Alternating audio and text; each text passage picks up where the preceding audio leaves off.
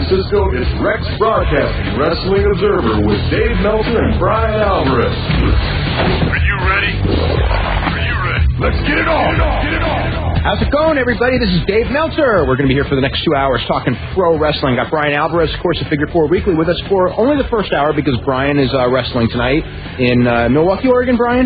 That's right. Okay, and then about halfway through this hour, we're going to be joined by Bruce Mitchell of the Pro Wrestling Torch. We're going to talk, instead of like the last couple of weeks when we've been talking about history of wrestling, tonight I think we're going to talk about present time and maybe future time, talking about, 2004 starting off, what to look for, taking your phone calls at 1-800-878-PLAY. All lines are lit up right now, but we'll start getting the calls so you can join in just a couple of minutes. Bryan, how was your week? Things have been pretty good. A little bit hectic, but probably not nearly as hectic as you with the awards. Yes, this is awards week. In fact, the issue that's being mailed out on Wednesday of the Observer will be the 2003 awards, 41 different categories. So that should be, it's the biggest issue of the year. So, what surprised me, without giving any results away, is that there were not that many close categories. Most of the categories were pretty solid winners. Really? Yeah. And I guess no super surprises. Even Wrestler of the Year? Wrestler of the Year was a blowout. Really? A blowout, yes. Because I read your article from the Observer this week where you were talking about all the candidates and breaking everything down. It's like 3 pages, and I thought, wow, so many candidates and so many different things to think about and everything like that. And I figured it'd be like, 18 million votes for 18 million different people. I thought that going in, when I first started writing about the awards, and I guess in November and everything, thinking about it, it was like, boy, I can't come up with like who's going to win most of these awards because it's usually most years when it comes to Wrestler of the Year, you got a pretty good idea, not necessarily who's going to win, but certainly narrow it down to 2. And this year, there certainly couldn't, I had it narrowed down to about 7 or 8, but it was a blowout. I'll just leave it at that. Speaking of blowouts, Raw and SmackDown this week, the new thing is that they want to do heel announcers. And they think that that's what's lacking in the presentation of both shows. So Taz was told to play heel, which, as it turned out, I didn't even know that. I didn't either. I didn't notice. Yes. I read that and I thought, oh, well, how about that? Yeah, no, I knew that I could tell watching the show that there was some contrived fighting going on between Michael Cole and Taz that wasn't natural. Yeah, that was the thing, was they were having Taz bury Michael Cole, and I didn't see that as a heel move. Yeah, it was supposed to be. He was told to play heel, and he did so well that nobody knew he was. And, of course, Jonathan Coachman on Raw, which totally ruined the show, and they figured it out so much that I think we're going to get it again on Monday. Anyway, we're going to go ahead and do a break right now. We're going to come back with phone calls. You're listening to the Wrestling Observer Live on the Sports Byline Radio Network. Hey, welcome back to Wrestling Observer Live. I'm Dave Meltzer, editor of the Wrestling Observer Newsletter, with Bryan Alvarez of Figure 4 Weekly. We're here every Sunday night from 8 to 10 Eastern, 5 to 7 Pacific time on the Sports Byline Radio Network, talking pro wrestling, mixed martial arts, and usually not football, but it is 17-17 between the Packers and the Philadelphia Eagles, and they are in overtime. So, Bryan, got to bet on that game. It's tied. Great. Yeah, I know. Actually, my friends were all watching that game before the trip down here. I had to drag them away from the television to go to the wrestling show. Yeah. So, too bad for them. Yes.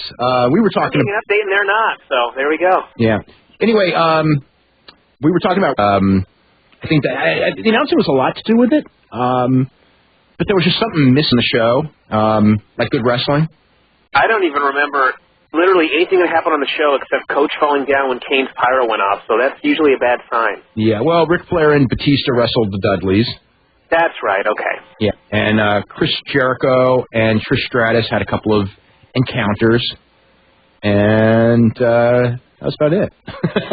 Shawn Michaels super kicked Triple H at the end of the show after being pedigreed early in the show. That's right. So those were the highlights. SmackDown, nothing like out of the ordinary. Kurt Angle was back. Well, there was something out of the ordinary, and that was Chavo hitting Eddie as hard as he could to get their angle over. Yeah. That was good. And Kurt Angle admitting that he made a mistake. I wonder where this Kurt Angle thing's going.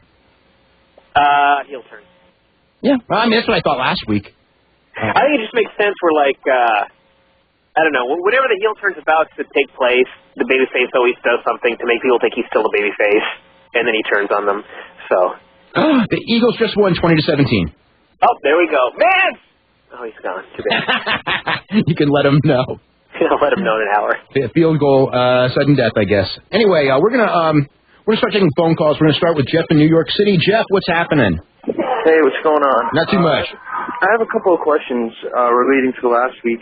I noticed there are a couple names you didn't mention that I thought were worth mentioning for any number of the lists, whether technical or whatever. Chris Jericho and Gorilla Monsoon. Gorilla Monsoon not as a technical ref. No, Chris Jericho, I wouldn't call him an all-time great as a wrestler. He's very good, very, very good in interviews and very, very good as a wrestler, but I couldn't, rate him in, the top 5 or 10 that I've seen in my life. I wouldn't put him at that level. What about Monsoon as far as announcing? Actually, I never liked Gorilla Monsoon's announcing. I thought he wasn't. I thought that. I was never a fan of Monsoon as an announcer at all. There was something about primetime wrestling that people will never forget, though. Him and Heenan had great chemistry doing that show, but if when Monsoon would call matches, I just remember what was it, a couple of weeks ago they had Owen Hart and Razor Ramon match. And it was within 5 minutes of watching that on the Confidential show, it was it reminded me of just how bad I thought Monsoon was when Owen Hart puts an abdominal stretch on Razor Ramon. I remember this. and the first thing Gorilla Monsoon says is, that move's never going to work on Razor Ramon. And I'm just thinking well, that was just great.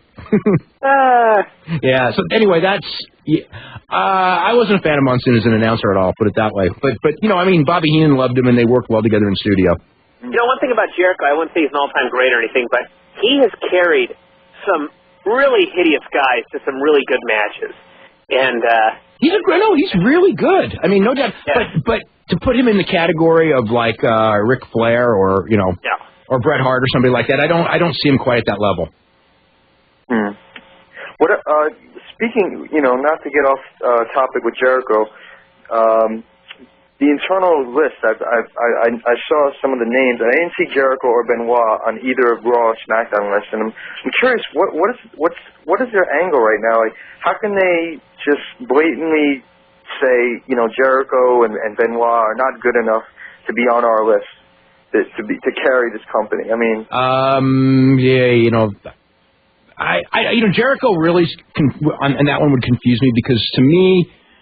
Chris Jericho's been the best performer on Raw pretty much for the year. And when you say really of the most valuable guy on Raw, we always joke Jericho's the MVP of the show, but I think really for this year, he was. Most entertaining guy. January to December, I would say so. You could say Austin, but Austin's not a wrestler. No. I wouldn't say Eric. I would say Jericho overall was the most valuable guy in the show.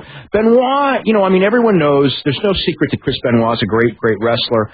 But he is lacking something to where, in their standards, I don't think that they would ever trust him to carry the company, even though, they're the big Plano. Obviously, if you watch the TV, you can see that they're about to give Chris Benoit a big push. Jericho, they're doing the turn with Jericho, and this is, obviously when a guy turns, you've got your golden opportunity to push him to a higher level. And if they turn Chris Jericho babyface and they don't put him, in there with Hunter and having him beat Hunter, this is, they might as well never do it then because they'll, there's no one else ready and there's no, I don't know. I don't think they're going to do it though. I think that Chris Jericho will make a lateral move and feud with Christian. So, Well, it's funny that you bring it up as no one's ready because that kind of actually goes into my next question because I was reading something on MSN.com, a big article about how and they dedicated the entire article to the stock. I actually had that article right in front of me, and I was laughing about that article when I read it earlier this week because I just thought that I just found the article really funny. Talking about the whole thing with the stock. Okay, when the stock was way down. A couple of months ago was because the market was down. And now that the market is recovering and doing well, the stock is doing well. It has nothing to do with the company because the company, as far as if you look at the real factors as far as popularity goes, the buy rates, the ratings, and the attendance, it hasn't gone up at all. And there's no sign of it going up. It's just not declining at the level it once did. It's not even really declining much, although the last pay-per-view didn't do well. But, it's basically where it's been for a little over a year. So, up 30%, down 30%. That's the stock market doing. But anyway, And I don't see anything on the horizon, as far as like that's going to change that. I mean, there's no great angles that I'm going like, wow, this thing's coming up and it's going to turn things around, and no stars that I see turning it around. Partially because they don't know how to make stars anymore. If the market does well, the stock will do well. But I don't think it's really a sign of how the company is actually doing. Other than the company did do a good job of cost cutting. Okay. And one last question. Kind of actually really nonsense question, but well, that's what the show's for sometimes. No. Out of these three guys, who do you think is like the strongest? Butterbean, Sap, and Cabbage. As far as what do you mean? I mean, certainly strongest physically is going to be Sap. Best fighter, maybe Cabbage. Certainly not Butterbean, that's for sure. Butterbean looked horrible. I mean horrible on the New Year's Eve show. Oh, did he? Horrible. Just out of shape, couldn't do a thing. I mean, when you watch that, it was like, it was a 407-pound guy against a 165-pound guy, and you just felt sorry for the 407-pound guy because he couldn't do anything at all. That was an amazing finish, by the way, that fight. Because do you know what the finish was? Because it hasn't been reported anywhere, probably because I think mixed martial arts people didn't want to acknowledge it. But Genki Sudo came off the ropes and threw a drop kick right to the chest of Butterbean, okay? And he hit it on target because Butterbean couldn't move. Fell down because it didn't work. The move doesn't actually work in real life. Butterbean got on top of him, but the thing is, that's what Genki Sudo wanted because he just wanted Butterbean off his feet on the ground. And the minute he was on the ground, Genki maneuvered around him and got a heel hook and tapped him out. How about that? That was really, when I'm watching it and I see him come off the ropes, I go, oh my God, it's like I know the fight was boring and it wasn't up to that point, but this is stupid. But then when after it turned out, it's like, wow, that was pretty darn smart, wasn't it? Because, when a guy does that and he's laying on the ground, your natural inclination is to jump on him and do something, right? Yeah, get on him. Yeah, unfortunately for Butterbean, that was the dumbest thing he ever could have done. Well. So anyway, that's what happened in the Butterbean Genki Sudo fight. And, but no, Butterbean looked bad. Bob Sapp looked good, but, he was fighting against a guy who couldn't move. And Cabbage, I think... He's got a really hard head. Yeah, Cabbage can take a punch, and he's a tough guy, no doubt about it. Okay? Okay. All right, thanks a lot, guys. Have a good night. Okay. That's an interesting one. Yeah, you haven't seen New Year's Eve, have you, Brian? No, nothing. Yeah, I'm going to watch the rest of it. I've seen the whole K1. I'm going to watch the Pride tonight. I've seen some of the Pride, and then I'll watch the Inoki hopefully tomorrow. But the K1 was horrible. It was so bad. Oh, my God. I mean, just, Well, just think only millions and millions of people watched it. Yeah, like, what was it? Well, the big fight, was it 52 million people? I don't even know. I just know the number. Yeah, that was like 52 million people watched the Sap Akibono fight. I mean, I don't know. I just think it's funny, like, Moritz people, like, that have, like, absolutely no understanding of business. Yeah, why did you book those two big fat guys in the main event? I know. Other than the fact that it's, like, it was the most watched, match in history. It was very much, it reminded me of the Andre Hogan match from WrestleMania 3, in that it was just an atrocious match, but at the same time, when you're watching legendary forever. Yeah, it's going to be legendary forever, exactly, and everyone saw it, and everyone that watched it will remember it forever. Anyway, we will be back with more right after this. You're listening to the Wrestling Observer Live on the Sports Byline Radio Network.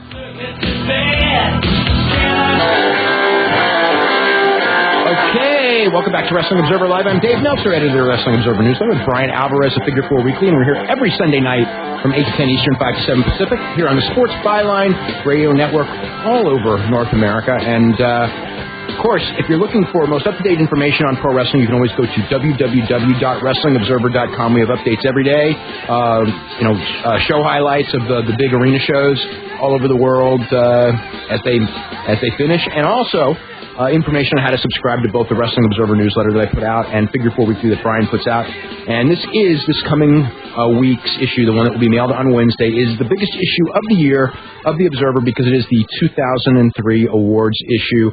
And not only does it have the top 10 finishers in every category as voted from all over the world, but so it has the history of the winners in every single category dating back to 1980. This is the 24th annual awards. I got to do something next year. Next year's 25th annual awards. That's right. Something very special. What should I do? We got a year to come up with something. That's right. I may have to do like a book or something. Oh no, not another. I thought I'd never do that one. But this is a big issue. Bryan, anything special as far as Figure 4 this week? Of all the weeks to ask, no. Okay. I've actually had something special the last few weeks, and then this week I have nothing yet. Oh, okay. Well, by Tuesday I will. Don't worry. There's always something. Yes. Yeah. We are going to go to Jonathan in Savannah. Jonathan, what's going on? Hey, what's going on, Dave? Not too much. I have a couple questions for you, and I have a real quick question for Bryan about if he's going to be able to work a dark match when they're in Tacoma. It ain't happening. I just checking. I guess my first question I want to ask you is about... Why, you think you wouldn't do as good as Travis Tomko? That's not a concern, no. I know. My first question is about, I think it's Scott Williams who wrote on your site about the next big star. Yeah. And I had a question for you about, like, out of those, I know I was reading it, and he was saying, like, he picked Eddie Guerrero. A lot of people emailed in and said Jericho, and then, like, a couple of people said Matt Hardy. And my question for you is, if any... It won't be any of them. It won't be any of them. I think Jericho's been there. If Jericho was going to be that, they would have pushed him at that level already. I mean, I think Jericho's at I mean, I'm not. Jericho had the potential to pretty much, what year was it? 2000. Remember 2000 when he beat Hunter in that one match that they overturned about 15 minutes later? It was in June. I'll never forget it. Okay. I mean, I remember that match, and when that match was over, it was like Chris Jericho has the potential to be anything that they want him to be in this business. But that was 3 years ago, and they, you only have a certain window of opportunity before people just see guys as at a certain level, and they blew it with Jericho already. Do you think, though, with this, if they turn him face and actually, instead of feuding him with Christian, like you said, if Hunter actually decides he'll work with him, and put him over? Yeah, do you think that would be that could catapult him into where? Well, it'll help him, and I think that the one positive I could say about it is that if he's in the main events as the champion and wrestling a lot of different guys, I think that we'll have a lot better quality main events on the Raw pay-per-views than we had last year. Right. As far as will it do any more business than last year, I don't think so. I think realistically the next big star is Hunter. I know. Is there any hope with Eddie for anything other than having to feud? I mean, I'm assuming that he's going to feud with Chavo. Well, it's certainly what they've been building up for months. I mean, Eddie, everyone recognizes that there's something with Eddie. I think Eddie's going to get a good shot next year. How good, I don't know. Okay. But it's not like they're sitting there with their eyes closed, and like not listening. They know that Eddie's got something, and everyone knows that. They're just not sure what. I don't think that they're sure exactly how to do it, and there's that thing of, well, it's really hard. It's called he beats a lot of guys and gets pushed really hard. I don't know why that's so hard to figure out. Yeah, but I think that I think that their thing with is that I don't think that they trust that he can be on top. Don't ask me why, because just try. I know, but all the guys that they tried with that weren't ready. Yeah. Hunter, Rock, all those guys. None of those guys were ready when they first got that big push. No one is, or almost no one is. You're right. I'm just saying that I just see them gun shy as putting like Eddie Guerrero as SmackDown champion. Maybe. You know what's the most manning thing? Because I just thought of this. Yes. Those guys, none of them were ready. Yet they were still given the chance. This was at a time when there was a wrestling war, where you would think that the company would have given up on them a lot faster. Now there's no competition. There is no wrestling war. And if 2 weeks go by and somebody isn't all of a sudden Steve Austin, they just give up on them. And I have no idea why. Because they're not 6'4". But what are they afraid of by not giving them a chance? You see what I mean? Oh no, I agree with you. I'm just saying that Vince McMahon is 6'2", and if he looks down on a guy, he thinks that everyone else does too. I know. And I mean, I know, Auntie, it's so funny because, when you go to a show, actually, and you're at ringside, you can really tell the size of these guys. I think when you're like in the upper deck, you really can't. And the ringside tickets are already being sold anyway. It's the upper deck tickets that are empty. When you watch on television, you have no clue. You have a clue, but it's not that big of a deal. It really is. In fact, that Albert is a real A-Train, is a really huge guy, which he is. When you're watching on TV, it doesn't really come across because there's so many guys just as big or bigger. But they see that big guy and go, oh my God, he's 6'7" or whatever he really is, 345 pounds. It's like, that guy's huge, that guy's tough, he's believable. But it's like, nobody's, if you want to watch believable, you watch UFC. You want to be entertained, you watch pro wrestling. And the other thing is about TV is on TV, everything is weird because on TV it's really more about the physique. Because if you have somebody with a really great ripped physique on TV, but then you see them in street clothes in the back, they look much, much, much smaller. Like when I saw A-Train in the back at that one show, he was like the biggest man I've ever seen in my whole life, I thought. Except for the Big Show. Yeah, but I never see Big Show, so that was good. But then when I see A-Train on TV, you just see a big fat guy. And that's what everyone at home sees as well, and they wonder why he's getting pushed. Yeah. Whereas a guy like Benoit on TV, he looks like a monster. But you see him back in street clothes, he's like, I was a normal guy because he's definitely not. He's bigger than average, but you see him in the back, and he just looks like another wrestler. He looks like a somewhat short, very well-conditioned guy. Yeah. Very well-conditioned, yeah. But TV is a totally different thing. Yeah. TV is 100 times more impressive than A-Train. But you put those two guys in the back, and you look at A-Train, you go, oh, that guy's money. I personally don't, but I can understand. No, and they're in the back. They're not watching on TV, which is a flaw. The whole thing. Yeah. And believe me, when I went, when we've talked about this a million times, when you go to the shows, you can see the perspective of the people who make the decisions. I see it so easy because you start feeling like, you know what, this is right. Except then you go home and watch on TV and you go, no, it's not really right. And that's the problem of being there live and not on TV when the audience, 95% of that you're playing to, is actually your television audience and not your people in the first two rows and the guys in the back. Yeah. People in airports. Yeah, and people in the airports, exactly. Anything else, Jonathan? Yeah, I have another question for you, actually. It's about Bob Holly and Billy Gunn and they have tenure. They have tenure. They're like teachers. They really, that's the main event. That's the main event of the Rumble or the main SmackDown? And Well, Bob Holly's the main event. Billy Gunn isn't, thank God. Oh, I know, but even he's getting more TV time than Paul London and Spanky. Well, he has tenure on. He has tenure on Paul London and Spanky. 10 years from now, when 10 inches. Oh, but Billy Gunn. Billy Gunn. What was that Billy Gunn thing on SmackDown, by the way? It was horrible. Oh, but I think it was horrible on purpose, though. Are you sure? Oh, yeah, but are they turning him heel or what are they doing? That's what I thought. I thought they were turning him heel. Brian? Did you see what was the guy? Billy Gunn when he wrestled Matt Morgan on OVW. Oh yes. You talk about a guy phoning it in. Yeah. I saw him and it's like I am not getting hurt. I'm not letting this guy near me. What was sad was when he came back for a while. I was almost impressed with him because he looked like he'd improved a lot. Then he got hurt again and he reverted back to his lazy old ways. Yeah. Dave, I got one last quick question. I'll try to get it. Yes. I don't want to. This is going to seem kind of biased because I'm not a big Triple H fan, but nobody seems to be these days. I don't want. I was watching the WrestleMania 19 DVD, and I was watching his match with Booker. And I've watched whenever he's on. But anyway, I just kind of noticed, and this may be unfair in my opinion, but to me he kind of seems like, I won't say he half-assed it with some guys, but he kind of seems to not work so hard with certain guys. And then when it's his boys like HBK or Nash or someone like that, he kind of seems to step it up a little bit. And I'm wondering if there's any validity to that. Are you saying he was going half-assed to WrestleMania 19? I don't think he was. No. But as far as does he like certain guys? Does he work? The whole he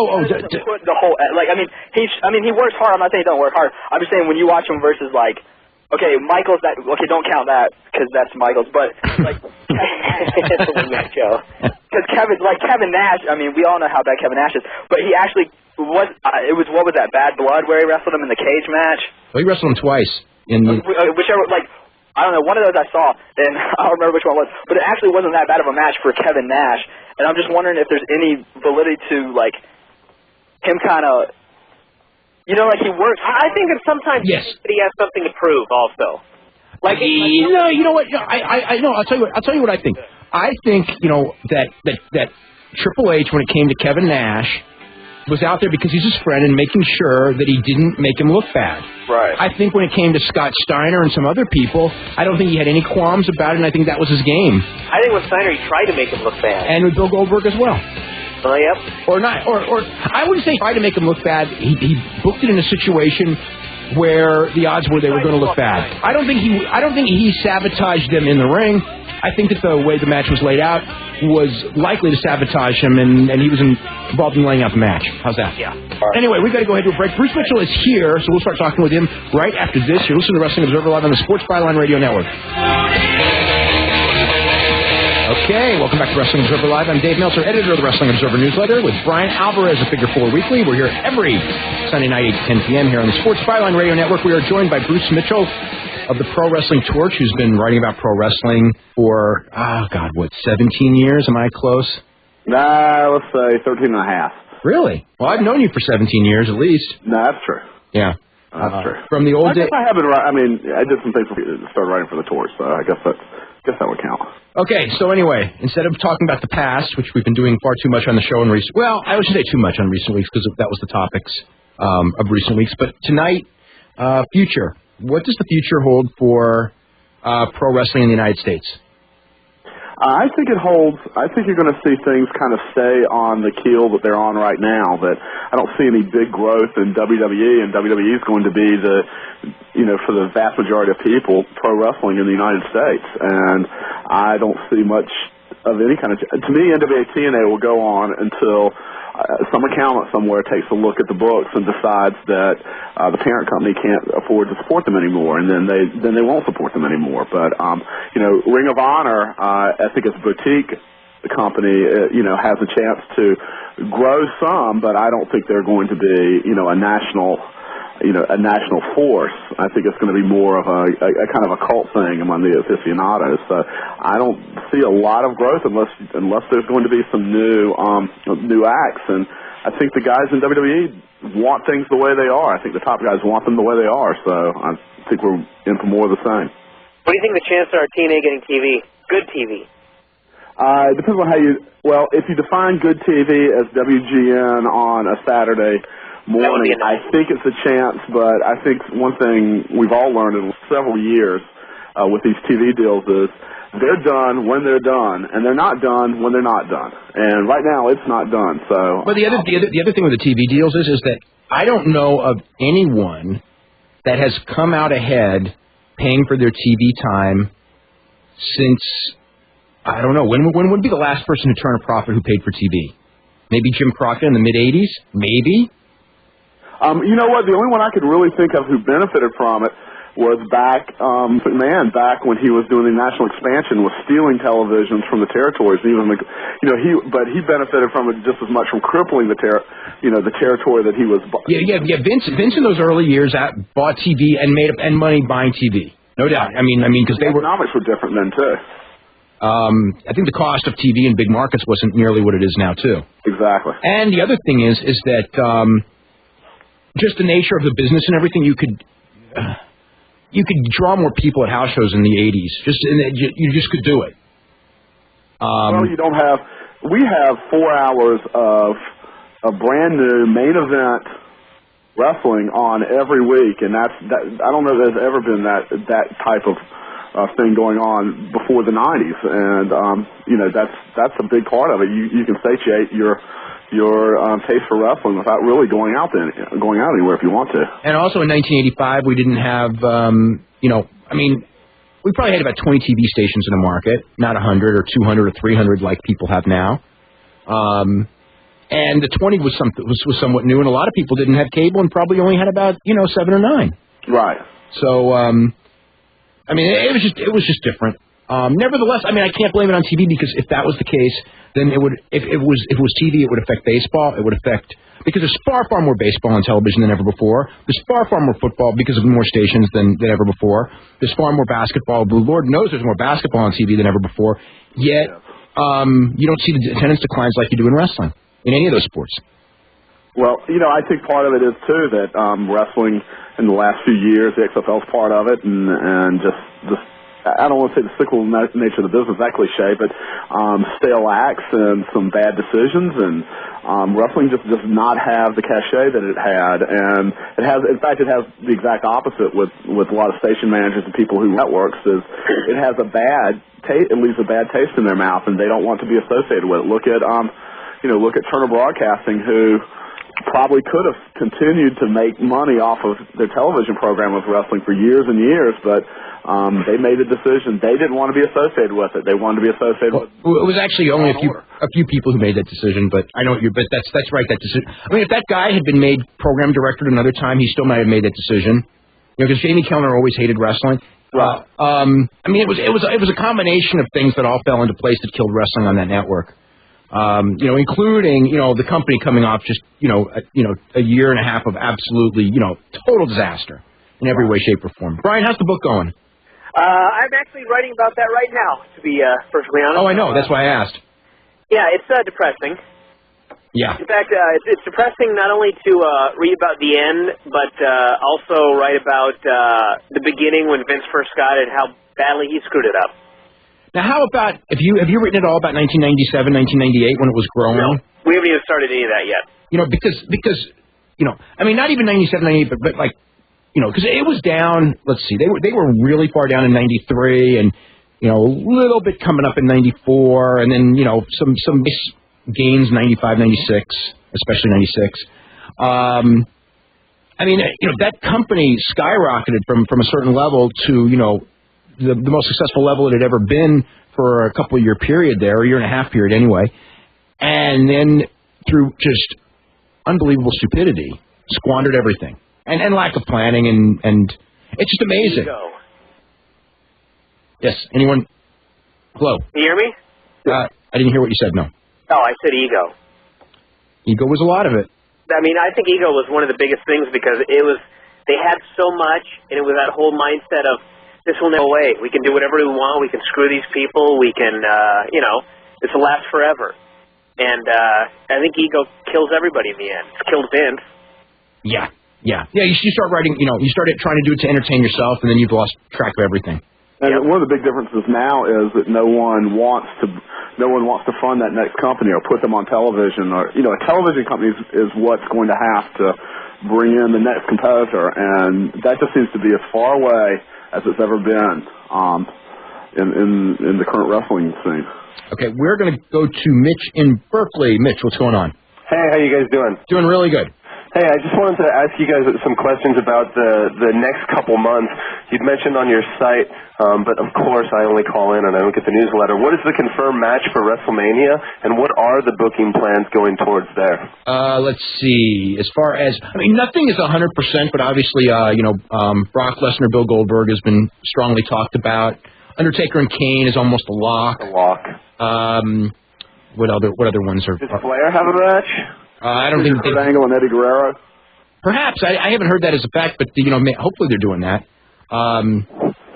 See, I noticed all the teasing of the Goldberg, Lesnar thing, and I thought it'd be money, but I thought that the way WWE would think would be, we'll save that for next year. Well, they don't have next year because Goldberg's contract's up at the end of March, and it doesn't look like the betting line is that it will not be renewed. Oh, well, that'd be good if they have Lesnar bury him.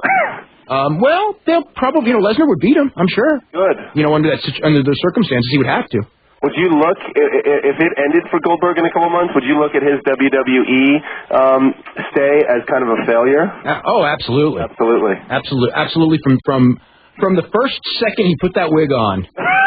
What, the first segment or the second one? It wasn't the first time he was on. He put the wig on with Goldust. All I just remember is as soon as that wig on, I was going like, they have no clue, and this is not going to work. You started having flashbacks from when they brought that dog out before Mania with Jericho. That's right. And I was thinking, they just spent all this money, and all they're going to do, which is what they did, is prove what they said before, that he really wasn't that good. It's like, they should just save that money if they had that attitude. Absolutely. They just wasted money. They wasted so much money on him, and the worst part is that, there was so much money to be made with him, and now there's no money to be made with him anymore. Not at all. Because of how they did it, and there's a mindset of the Bill Goldberg thing that's representative of the company. It's really a lot of what's bad with that company. Well, you know what's weird? We talk about new stars not getting pushed right. And I agree with that. On the other hand, new stars have really emerged. Like, I think that Randy Orton would be my favorite wrestler, hands down, if he just had a couple 4- or 5-star matches under his belt. And I think that Cena is also a great new star.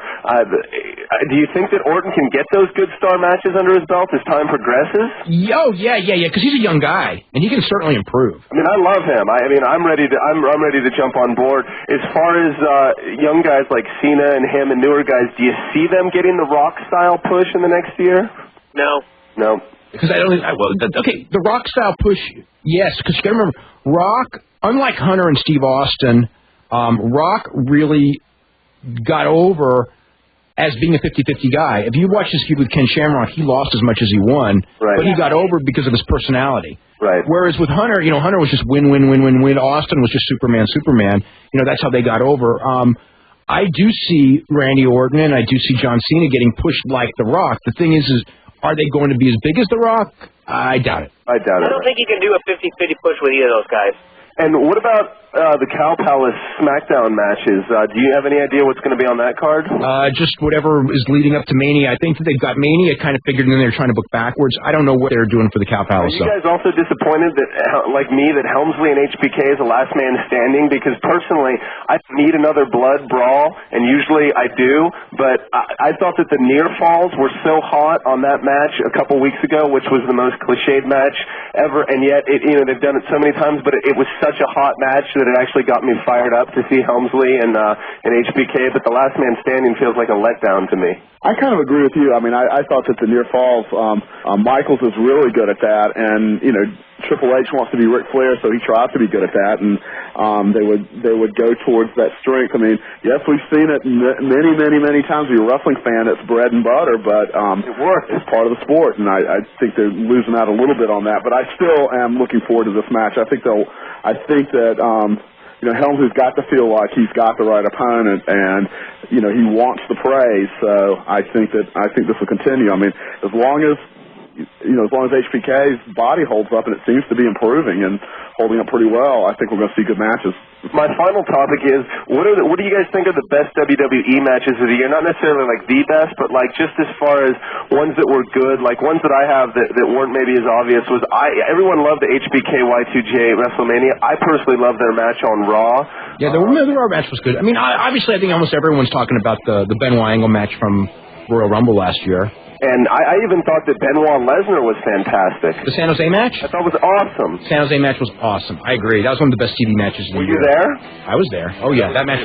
Yeah. Anyways, I hear the music in the background. Thanks for your time, guys. I'll talk to you next week. Okay, thanks very much, Mitch. We will be back with more right after this. Brian's got to go right now. Brian, have a good match, and we'll talk to you, I guess, next week. Have a good week. Cool, thanks. All right, Brian's gone. We'll be with Bruce Mitchell for the rest of the show. You can call us at 1-800-878-PLAY, although pretty much every phone line lit up. And you're listening to the Wrestling Observer Live on the Sports Byline Radio Network.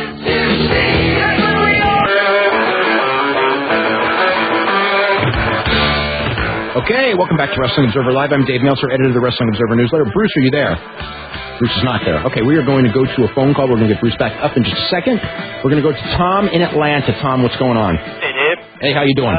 Very good. For your 25th anniversary, will your series this year on the history of the business be over with? I figure maybe you can put that in book form for your 25th anniversary. I'm hopeful that sometime this year or next year we can get that thing into a book. I've had some talks with some book publishers about it, but no deal. Yep. I was wondering, I haven't been able to get your newsletter for the last few weeks. Could you give me like a synopsis of what the Ole Anderson deal is about and Bret Hart's comments about what Ole said? Basically, Ole Anderson claimed that in 1979 when Bret Hart was working for Georgia Championship Wrestling, he fired Bret Hart for missing 2 straight shots in Augusta and I believe Macon.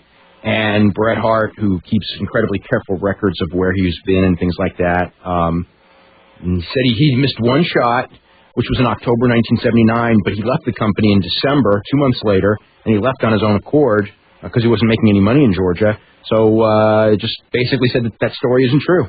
Oh, all right. But said it far more colorful than all that. Right. One final question. Is it true there was some kind of, another management wrestler meeting before SmackDown about you guys got to work harder and, Yeah, there was. I think that they're looking in the wrong direction for where the problems are. I think everyone's frustrated trying to find an answer, but there's so many factors involved in why the company's where it is. A lot of it's momentum. The creative hasn't really been that strong. They haven't made new stars. The guys can't become stars on their own without the help of the company making them stars. But they're out there, trying to say that, if you have star power, it can't be denied. And, I don't, you need help from the promotion to do it. It's a combination of things. And it's just a frustrating time for everyone, I think. All right. Good night. Okay. We'll be back. Bruce is back up. We'll be back with more right after this news break. You're listening to Wrestling Observer Live on the Sports Byline Radio Network.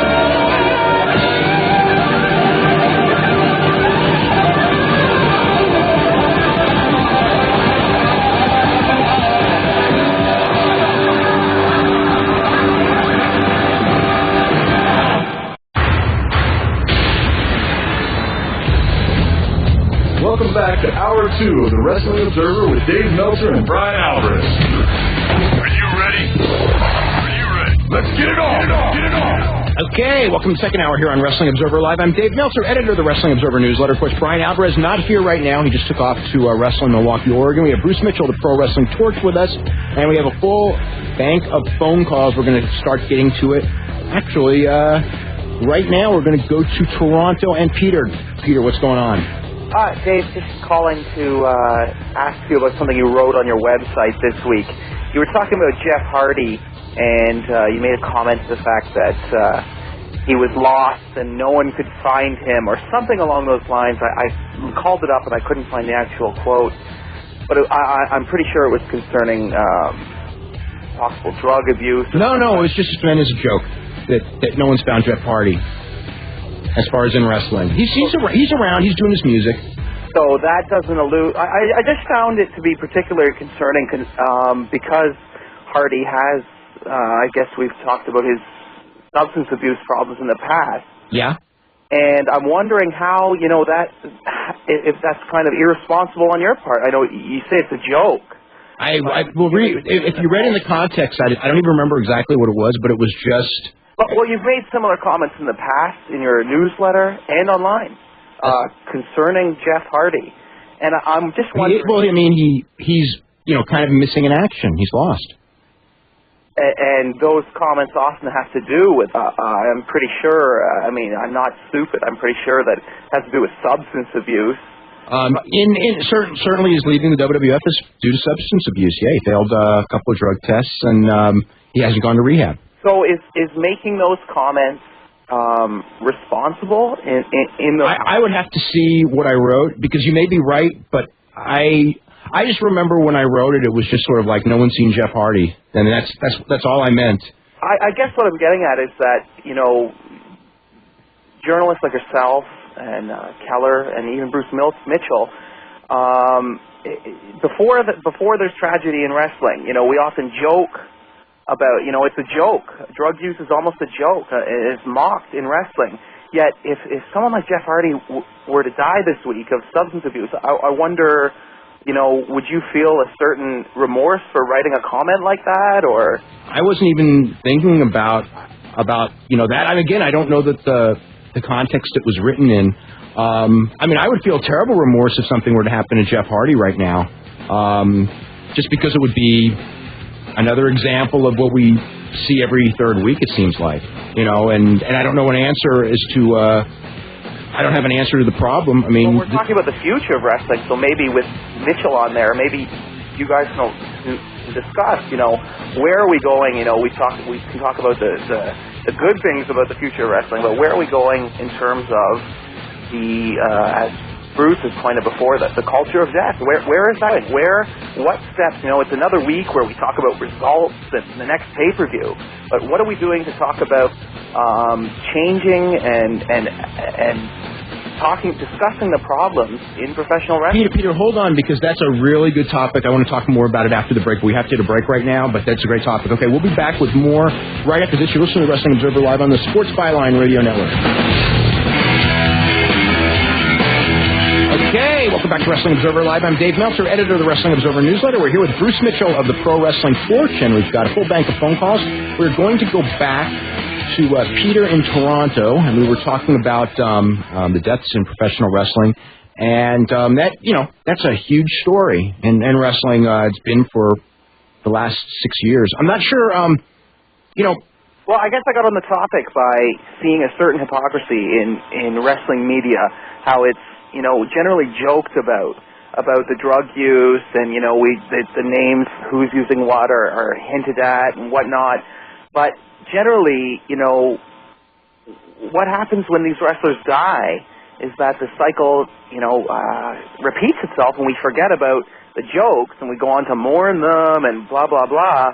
Yet, I don't know, I just see a hypocrisy in the joking about... I wonder, I don't see the hypocrisy, because I see the hypocrisy if all you do is make a sarcastic comment, or and I'm going to say, I didn't read what Dave wrote, and I don't know that was a sarcastic comment, but I've certainly made my share of them. If all you do is make sarcastic comments and look the other way, then yes, there's a certain hypocrisy of, watching these young men die while you're being entertained and while you're making, money off of that. But if one of the weapons that we have besides that helps to shine a light on this problem is really writing about what's going on and being straight about it, and I think that's the most important thing. Also making those comments and kind of making sure that people understand what it is. And we're in a volatile situation because you can't exactly go and say for certain that this person did this amount of drugs and this is what he's using and this is where his problem is. It's such a personal thing, but you can talk about it in a real general sense. And I don't see that I think that humor and even ridicule and sarcasm has its place as a weapon in trying to change things. I don't. If that's all we did, or if that's all anybody did was snicker about someone's drug use, and then not write about any other thing, I think you'd have a point. But what about? I can say Dave Meltzer doesn't do that. I don't think I do it either.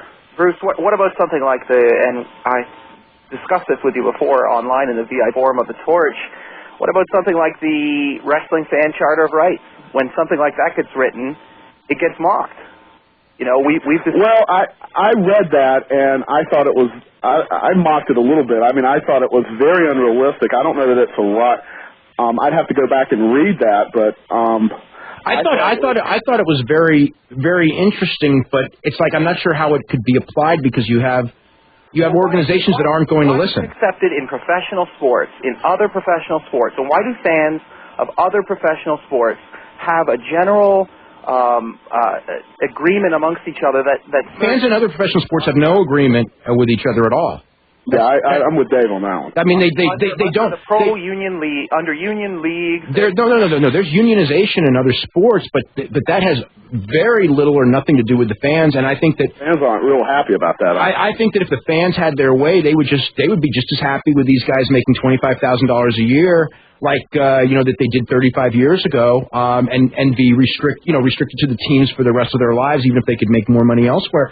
Because, I know when those changes came, the fans were not happy about the courts making changes in those sports.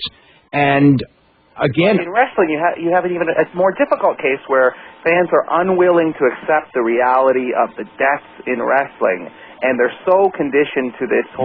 You're right about that. You're right about that. You're right about that. You're right about that. Then that's probably different from other sports because there's something about wrestling where I think that...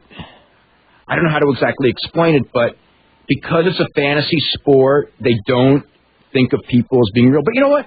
In football fans, I do not believe, for the most part, your average football fan, I don't think that they accept or care about the physical abuse that these guys take while playing football, the knee replacements, the hip replacements, the fact that a lot of these guys are going to be in rough shape in later life, especially the ones who've had multiple concussions. I don't think that concerns a lot of football fans either. They're concerned about, who's going to be able to play on Sunday. So Well, here I am with two of the most influential writers in professional wrestling. So what are your feelings on how do you change the rampant drug abuse in professional wrestling? How do you change that? You are two of the most influential writers. I've written about it many, many times. The only thing, first of all, there's no panacea. There's nothing that I can say or do that will totally change it and clean up the sport. You can do drug testing. You can have a situation where one thing that could be done, which will never be done, is an overseeing group. A legislative body. An overseeing group that covers all of professional wrestling, but that will never happen the way the environment is. They can't even get that done in boxing, and it's going to happen a lot quicker in boxing than professional wrestling. Even though professional wrestling is more popular than boxing, professional wrestling has more deaths than boxing. The bottom line is if the United States legislature decides that they're going to do major, look at this and go, my God, look at what's going on in professional wrestling, they will be mocked in every newspaper in the country. It's unfortunate but true. You're wasting our time on fake wrestling. Now, if they do it on boxing, which they're able to get done, as I said, they won't be mocked. What about folding? Well, if you're asking what we are doing, I want to answer that part of the question. What we as writers can do, I think the biggest thing we can do is to continue to tell the truth and to shine that light. I do think while things are in a bad situation, that 15 and 20 years of having a light shown, of having an objective, knowledgeable press that will write about these subjects has helped things. I mean, professional wrestling and the promoters have shown a history of hiding from all these types of things. Well, now they can't quite do that because there's a place for the mainstream media to ask the questions. There's a place for the fans that are interested and the wrestlers that are interested to get information, and that didn't happen. And frankly, Dave Meltzer is the pioneer in that, and that didn't exist. I think that things are better. Are they good? Hell no. But I think that that makes a difference. And they are as far as WWE goes. They certainly are better than they were 15 years ago. I don't think there's any question about that. I remember going to the matches and you could see. And a lot of it was the schedule, and a lot of it was the times, and a lot of it was the guys that came from the territories that never had big money, and there was less. What's the word I'm looking for? Less incentive to work hard. There was less peer pressure to have good matches. Good matches weren't really a part of the WWE, WWF in the late '80s. But even in WCW, where there or Jim Crockett Promotions, where there was certainly a push to have good matches, they had their drug problems because it was part of the culture, and it still exists as part of the culture of wrestling, and certainly in the smaller groups, it's big. But it's not as bad as it was in the 80s. Now, there's still going to be problems, and Lord knows, most of the deaths, or a lot of the deaths that took place in the last week or last year were not of people that were around in the 80s. So to say that it's cleaned up, it certainly hasn't. There's also a lot of things revolving around wrestling. Wrestling, in many cases, especially if you're prone to it, wrestling, the nature of being a professional wrestler leads to incredible depression. And I think part of it is because of the highs of performing, and also the frustration because everybody thinks that they're better than their position. And, I don't know exactly how to explain it, but I've seen it with so many guys that depression sets in, and it's a tough one. What we can do about it, I don't have an answer other than I would like real drug testing to be done, and I would like that every company adheres to the drug testing, but that will not happen. When Jeff Hardy, who we've talked about before, when Jeff Hardy got released by the one, what we can do about it, I don't have an answer other than I would like real drug testing to be done, and I would like that every company adheres to the drug testing, but that will not happen. When Jeff Hardy, who we've talked about before, when Jeff Hardy got released by World Wrestling Entertainment over failing a couple of drug tests. Granted, Jeff Hardy has not wanted to wrestle. He was burned out. He has other things he wants to do. He wants his music. Okay, he's only done 2 or 3 independent shots. Jeff Hardy, right off of WWE television, and would have cared less could have cared less that he had failed drug tests and that his health probably may not, that his health could have been in jeopardy. Well, why is your attitude generally that drug testing will never work? And that's generally the attitude of most. I never said drug testing. I said that it won't happen because I'm realistic as far as Vince McMahon isn't going to do it. As far as will it work? It will work to a degree, and I'm not. Body right now. I'm not against drug testing in wrestling. I think that if in a panacea of a world, I think that it probably needs to be done because there have been too many drug deaths. I'm not against it. Not against it in football or anything. But I also know that there are things that are going to fall behind, through the cracks, and it's not the answer. It's just part of making things a little bit better. But it's not going to nothing's going to solve the problem because there's too much of the nature of professional wrestling between the injuries and the pressures and everything like that. I'm just a realist living in a drug culture, and it's not going to go away. You just try to make it as a little bit improved, I guess, is all you can ask for. Well, thanks for taking my call, and I just want to say support the Wrestling Fan Charter of Rights, charter.bodyslam.info on your website, and have a read of that. And I just want to say thanks a lot for taking my call. Okay, we will be back with more right after this. You're listening to the Wrestling Observer Live on the Sports Byline Radio Network. Bruce, is there anything you want to add to as far as the whole situation with the drug problems, the ridiculous death rate of professional wrestlers? I think that it's a hornet's nest of a problem, and I think that you have to approach it in very small steps, incrementally. And I think that there has been some small steps taken, and obviously there's a lot more. Also, those deaths that we've seen. You've got the generation of the '80s that was really an outlaw drug culture. The bills coming due for them. You have a lot of the independent scene wrestlers who have those guys have no real brakes on them, and that happens. And I just think there's a lot of factors going into it. I think as long as people, I see the biggest thing though is that people are aware of the story of the problem, and that the biggest positive is people are aware of the problem. And I seem to see more people that care about it too. So hopefully that. Vince McMahon got called to task about it on HBO this year. And USA Today and Los Angeles Times. Right. So I mean, there are positive signs. It's not being hidden. It's not a scandal that no one cares about. I mean, I think people do care about it. And it has hurt the reputation of wrestling in a lot of circles because I mean, Bruce, you know this in people, and I know it too in my social group. Wrestling is something where where somebody seems to die every other week. Right. I mean, that's what people think of it as, and it's not a positive. No, it's it's positive. I mean, I think they're being held to account. The business is being held to account, and that will help things because it is a profit-driven business at the end of the day. And I mean, and obviously nobody wants to keep it. I don't think the people running the businesses are callous, but I think that. I mean, like with WWE, they do not look the other way. They could drug test. They have done it in the past. There's financial reasons they don't. The guys probably don't want it. But ultimately, the WWE can only save the WWE. Now, the WWE, the one thing Vince, of course, has that we've talked about before is Vince does set the standards of what everybody wants to see and Vince's tastes. They have certainly, made the bodybuilder look more important in wrestling than it certainly was when Bruce and I started watching wrestling, where, Dusty Rhodes could be a main eventer.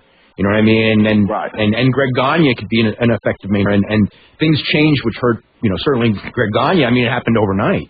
Right. That was Vince McMahon. Yeah. It was 20 years ago, and the business changed. It also made the business more popular. And when they had a period when the WWE did not have steroid use, or it was very low when they did real serious steroid testing. And I mean, what happened? A lot of fans switched to American Gladiators, and a lot of or just stopped watching wrestling. No, it's a mess of a problem, but I do think there are positives that have gone on, and I do think that people are held accountable for it more. I mean, the other bad. They are held accountable for it more, no doubt about it.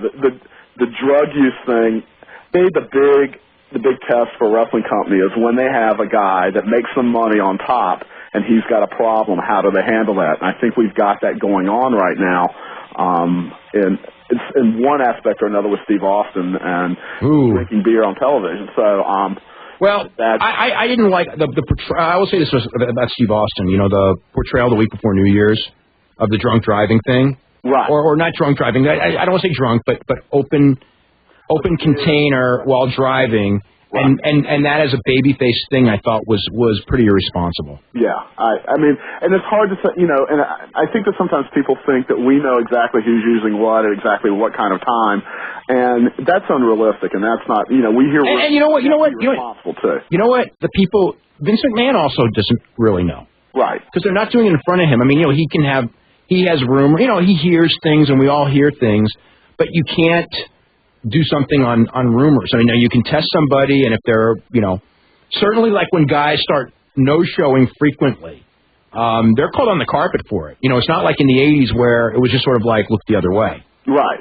And, you know, is there anyone in the, you know, since Jeff Hardy, who does a lot of shows, or, you know, or was certainly late a lot, we haven't had anyone who consistently missed shows. I mean, the last person was Vince himself, and that had nothing to do with that. That happened to do with, you know, a corporate decision that he's better served not going.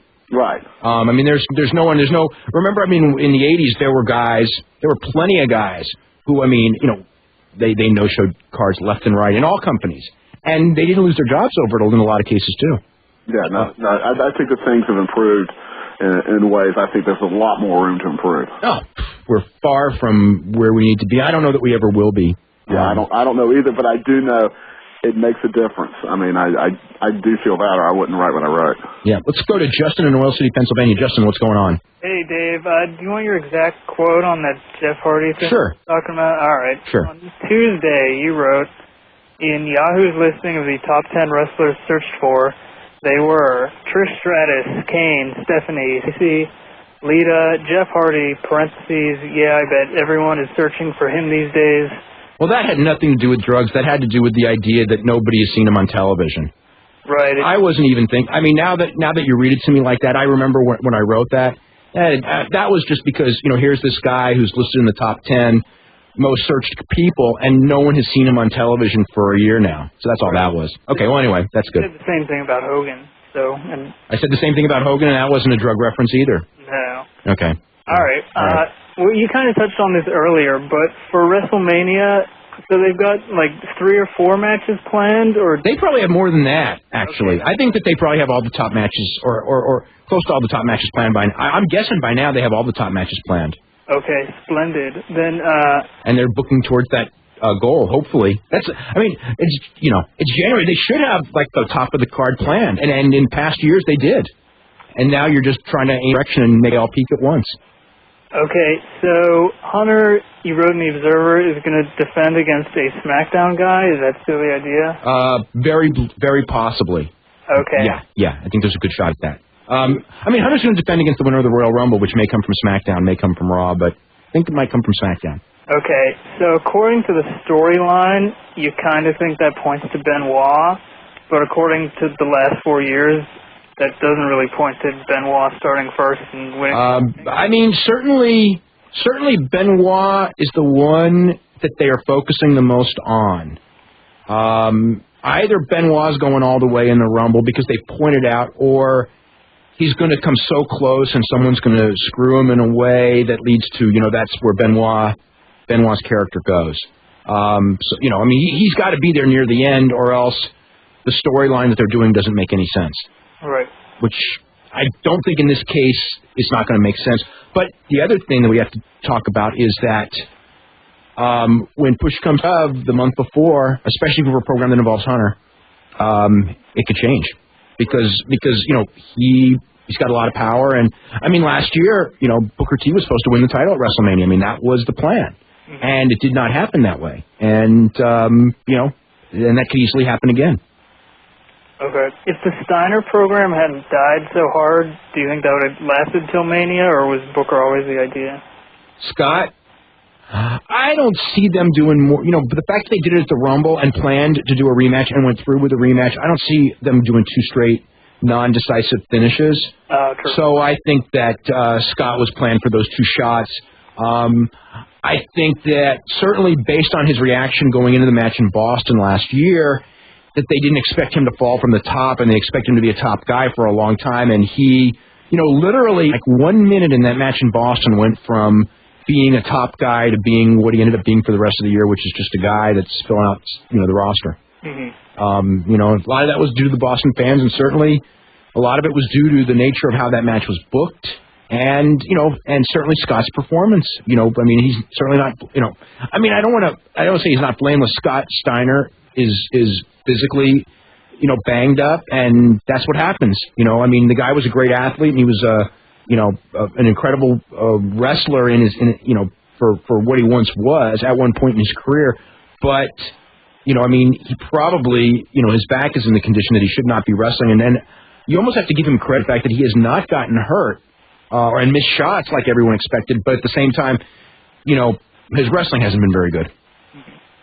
Okay, if we maybe just threw darts at the rest of the show, then would you do Eddie versus Chavo there, or would you do Eddie and Angle so you can have a great match? To me, I would do Eddie and Angle because I think Eddie and Chavo is a waste of Eddie at WrestleMania. Right. The fact that they've spent so much time building it up, I don't know where they're going. Maybe they'll go with Eddie and Chavo at No Way Out, and then go to Angle for Mania. But obviously they got to go to Eddie and Chavo because they've been building it up for so long. Mm-hmm. All right, thanks a lot. Okay, you're very welcome, Justin. We will be back with more right after this. You're listening to the Wrestling Observer Live on the Sports Byline Radio Network. Okay, welcome back to Wrestling Observer Live. I'm Dave Meltzer, editor of the Wrestling Observer newsletter, with Bruce Mitchell of the Pro Wrestling Torch. Of course, Bryan is wrestling right now. He was on in the first hour. And, Bruce, one thing I was thinking about during the break, we're talking about, future stars and everything like that. 2 years from now, WWE is going to be in a lot of trouble, and I don't know that anyone is really looking at that because everyone only looks at week to week. But a few years ago, I would look at that developmental show, Ohio Valley Wrestling, and I would see Brock Lesnar, I saw Dave Bautista, I saw John Cena, Rico, who they squandered, Dinsmore, Damager. A lot of weeks. OVW was better than Raw or SmackDown. There were some, episodes this year. I think the best episodes of OVW this year were better than any episodes of Raw or SmackDown. Yeah, I agree with that. Okay, right now, I don't see a main eventer. I see Johnny Jeter, who can be a good tag team guy. Dinsmore, who can be a guy on the roster and should have been on the roster for a while, but they've got to come up with a thing for him because he's just a guy. Good wrestler, though. But I look at the rest of that roster. Mark Magnus has great presence, but he's not a big guy, and his size will hurt him. I don't see on OVW, I don't see Brock Lesnar. I don't see Shelton Benjamin. I don't see Rodney Begnaud, who was at least, kind of a colorful guy who they didn't do much with in WWE, or, one guy, Dave Bautista, John Cena, the guys I just mentioned.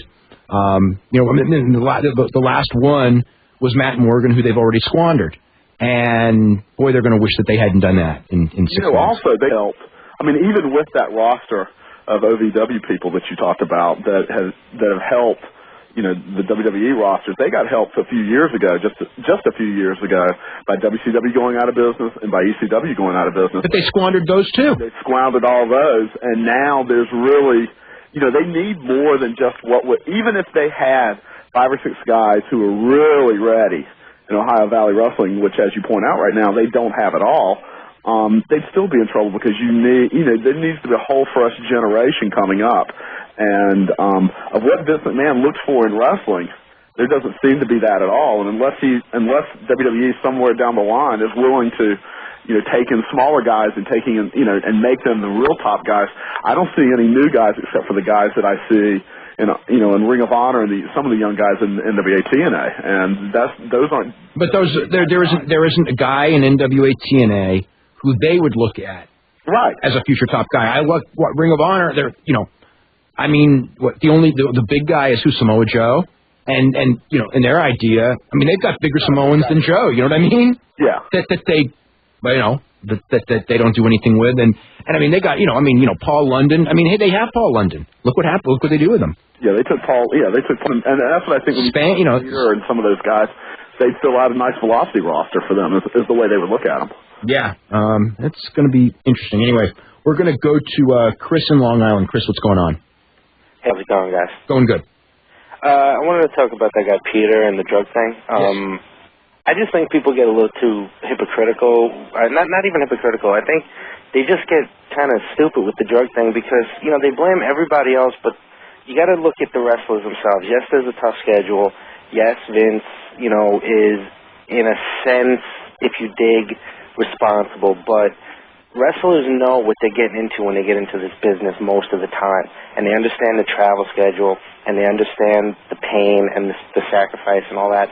So if any man or any woman in life, period, falls into a drug or a drinking situation, I think that in the end they're just accountable on their own. I don't think we can go blaming writers for making a funny comment. If a man or a woman, a grown man or a grown woman, makes a conscious decision, regardless of the circumstances, because it's their fault. The circumstances are rough. Their travel schedule is rough. The uppers to get up is one thing. You know, the painkillers for the pain is another. But that's because, you know what I mean, they knew going in, and if you can't handle that kind of a schedule, you need to find a new way to make a living, I think. You know, but that's not going to happen because wrestling is one of those things where, I mean, nobody leaves wrestling on their own volition, or almost nobody. They're almost all kicked out, and then they actually get worse. I mean, if you look at, you know, like a Kurt Hennig or Crash Holly, I'm not saying that's the reason for either of them, because with Kurt, I think it appears to have been accidental, and with Crash Holly, perhaps it was over a relationship problem or who knows what. You know, who knows what. I don't know. He didn't leave a note, and I don't know. You know, all the answers aren't quite in for him. But you know, there's no one is clean from blame. I mean, it goes around to everyone from fans to Vince McMahon to the business to the guys. Ultimately, the guys are more to blame. But I think that we should be looking for things to make it easier, and things are. I mean, like look. Just, you know, perfect example. I mean, look at the schedule. I mean, a lot of people who weren't around in the 80s, and believe me, schedule in the 80s, and the guys that were in the 80s, they'll tell you. I mean, I don't know if you could have done it without drugs, and most of those guys will tell you couldn't. I mean, like, you know, 30 straight nights. I mean, it wasn't the bumping. Believe me, those guys, those matches in the 80s at the house shows were not that good. Oh, yeah. But I've been on that schedule for like 4 or 5 days, not 30 days, and just getting from place to place, it is so hard. And I mean, like now, I mean, at least you're really only doing that 4 days a week, then you come home. And it's still a really, really hard schedule that these guys are on. And now they do have to physically perform, because if you have lousy matches, boy, you're going to, you know, you have lousy matches every night. You're going to read about it. You're going to hear about it. I mean, there's a lot more pressure on guys to have good matches than there ever was before. I just think in general, though, I mean, everybody likes to pass blame, and, like, you know, I mean, all right, the guy had a good point, maybe, Peter, or whoever he was, but he, you know, like, he got really sensitive at whatever it was you said, and I read that. I didn't read what you put in the Observer, but I read what you had on the site, and it was nothing. It was a joke. I didn't even realize what it was, because I had forgotten the Jeff Hardy reference, but, I mean, you know, it was nothing, now that I hear what it was. But I mean, one thing, I mean, you've got a good point. People need to be accountable for what they do ultimately, but it's a complicated situation, and as Dave says, responsibility lies with everyone who's involved in wrestling. It lies with fans to not look the other way or not to expect. But that's not. But fans will never. You know, fans just by the nature. I mean, they're not going to. You know, fans don't change anything in football either. No. What I mean is, but responsibility for things, you know, lies in the type of fan who wants to see, you know, tables, ladders, and chairs every week on Raw without realizing that. Well, that's right.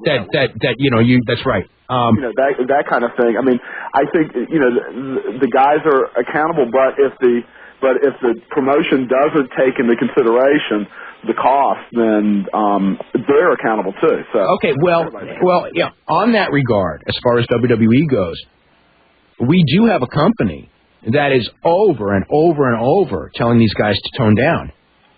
I mean, that's, you know, I mean, I'm not trying to say that you know, I mean, WWE, there's good and there's bad in how things are handled, and there's different situations, but at the same time, I mean, like, when guys started getting hurt with the broken necks, and this isn't necessarily the drug thing, this was the broken necks, they tell the guys, do less, concentrate, going back to an old, safer style. They don't book. Yes, they book a tables, ladders, and chairs match, or at least a ladder match every now and then. They, and it is sort of hypocritical to do that Rob Van Dam Christian match. And I just remember seeing that match, and it was an awesome match and everything. While you're doing that, at the same time, they have it's weird, but they are, and it's not something new. They've been doing it for a year. Guys work a body part, do this, and try to re-educate the audience. And it's a tough thing because, those people who have seen tables, ladders, and chairs matches and really crazy stuff like the Mick Foley stuff, to go back to, working a body part for 7 minutes at a house show, it's kind of tough. And the people kind of do respond, but at the same time, there's less of them there. And, they're some of the decline in interest, some of it, I think most of it's bad storylines. Some of it is because people were given such a crazy product that couldn't sustain itself without a generation of crippled wrestlers. And by trying to keep those wrestlers from being crippled and toning it down, some people think that it's sure they are. They've dropped out. They've dropped out of being fans. I think there's a little bit of that. Yeah. I just want to one other thing about the drug thing, and then I have like one or two other questions real quick if I can. Like the whole thing with the bumps and the schedule, but like, all right, what you guys do as writers. Let's say what you did required the constant taking of drugs in the morning to wake up, the constant taking of drugs to come down after you guys write articles and stuff like that. If you guys had to do stuff like that for your business and it was killing you and your families and all that, doesn't the responsibility lie with you to say either I can't do this line of work anymore, or you know what I mean, and find something else that you? Well, as for me being self-employed, yes, but for someone, if you were running a newspaper and you had every single person on your staff addicted to drugs because of unrealistic demands, part of the problem is not the person. Part of the problem is an environment that leads so many people. I mean, the people themselves, I will never absolve them of guilt, except I'll tell you what, though, on the steroid issue, just having seen too many people, I have a tough time blaming people for that one because they know the score, and these guys want to be wrestlers really, really bad. And I've seen guys, I mean, if you've ever talked to a wrestler who has gone out there on just let's say a tryout match and has been told, man, you're a good worker, you got to improve your body.